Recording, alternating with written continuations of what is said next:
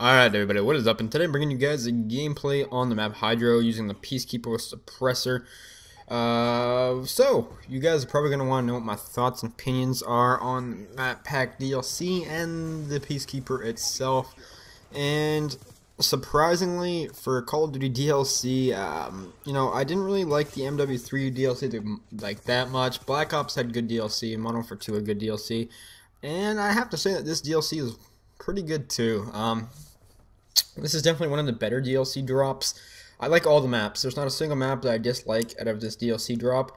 As well as, I really enjoy the Peacekeeper. I think that it's an interesting gun just because I feel like connection really does put like a big impact on it. But it definitely is one of the better guns in my personal opinion for at least for my personal, I guess you could say, use. Just because it is a hybrid weapon, and I do mostly use SMGs in this game just because I think that they are the best in this game, but because of its hybrid, it lets me play a little more of a defensive role with the SMGs, which I like more, I guess you could say, per se, than the in-your-face SMG game style, because I do that sometimes, but I prefer the more defensive, kind of SMG style, which sometimes is hard to I guess you could say complete, but the Peacekeeper, because it's hybrid, it gives it those assault rifle attributes where it kind of feels like it's just an assault rifle with some SMD attributes and a stock, like a built-in stock.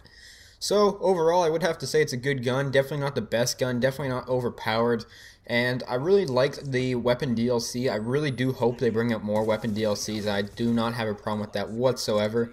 And I'm just really glad to see that they actually implemented a weapon DLC. I never thought it was going to happen in Call of Duty, but they did, and definitely a really good thing, at least by my standards. Yeah.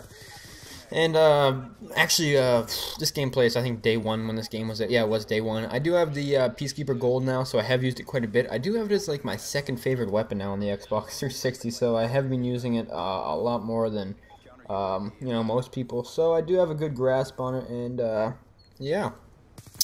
So the maps. Let's get into the DLC maps. Like I said, I really do like them. I do think that they're all unique in their own ways.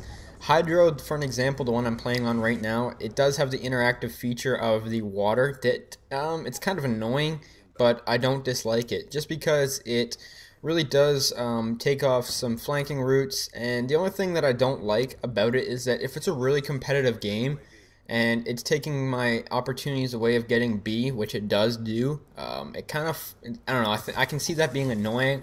Luckily, I have not had the problem with that yet because I have not ran into a competitive game on the DLC maps really that, well, I had one, but at least not on this map. It's the only thing I don't really like about it, but at the same time, I do like it. I think it's cool, but there's a reason why I don't think this map is a very good map when it comes to competitive gaming, for sure. Hydro, like I said, very good. The other map is Grind. Grind is a really fun map. Definitely in your face and, go, go, go, at least by how I play it or attempt to play it. I really think the color scheme on Grind is actually really cool. It kind of reminds me of Stadium for some reason. I'm not sure why that is. But it is a really cool map. I do like Grind. And the only thing that I think is kind of silly about it is that half the head glitches aren't really head glitches on the map. Like, there's different skateboard jumps everywhere and all these different things that head glitch, but they're not even that good of head glitches, which I kind of wish Treyarch would bring back, like, the way head glitching was, just because some people called it cheap, but it's definitely part of the game, and you should never take that out, because it kind of takes it away, and it doesn't really feel like Call of Duty in a way. That's just my personal opinion. It is kind of a benefit to camping, but it kind of helps you put power spots up and kind of, I guess you could say, control the map a little bit, or in ways. So that's why I like head glitches, and I kind of wish they'd bring them more back. But I do like what they did with Grind for sure. The other map, I can never remember the name for it. It's the sand one where it's like in China or whatever. That map is good. It's got like the triangle effect for Call of Duty, where it's like the domination plays in a triangle effect itself, where you're not playing it from a straight line of the dom flags. It is legitimately like a triangle formation of the domination playlist itself. It is a good map, but the spawns aren't very great on it, and I don't know, just it's my least favorite out of all of them, but I don't think it's a bad map either. So even a map that, like I said, is my least favorite, I still like the map itself. I like it a lot better than some of the maps that are in the game right now. So yeah, you know, who knows, that could change, but as of right now, that is my least favorite one. And then the last map is Downhill, the snow map, which I really do enjoy. I love how it, I don't know, for me it kind of feels like a mix between like a really big summit and like Discovery kind of.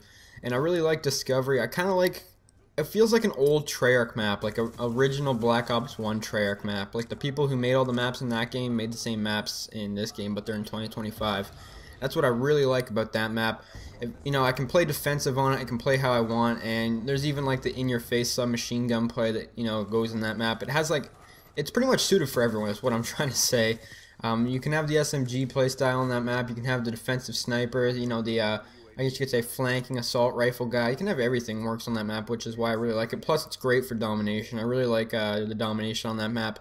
And it just overall feels like an original Black Ops 1 map, is which I really like, just because I love those maps so much. They're my favorite maps out of any Call of Duty.